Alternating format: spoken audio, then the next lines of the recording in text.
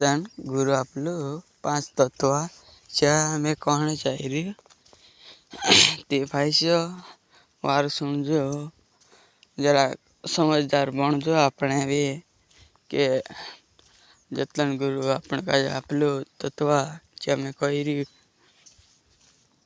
ओम नमः ओम किल्ले नमः ओम गणगणाय नमः हिरिप्रभाय नमः ओम चोम ज्योत निर्जन ओंकार अलंकार स्वयं सत्सगुरु।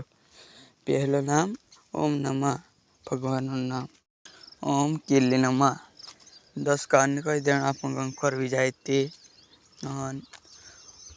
ओम गणगणाय नमः तुम गणे ते 4 चक्कर अपन पानी छोड़ दिया 5 चक्कर माथा पर पानी रहना।